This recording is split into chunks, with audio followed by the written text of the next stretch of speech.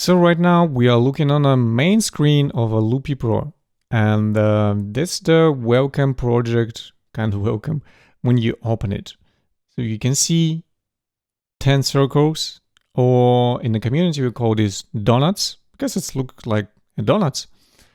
And I have connected the mouse via Bluetooth to iPad, so you can see where I'm pointing with the mouse, but it's all could be done with a finger, so no problem, just to see how and where I'm, interacting with the Loopy Pro. And this will be across all videos about Loopy Pro. So right now we can see folder, undo, redo, play, record.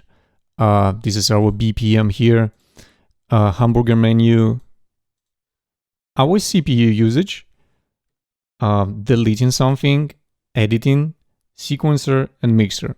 That's basically it. That's all main buttons on your screen.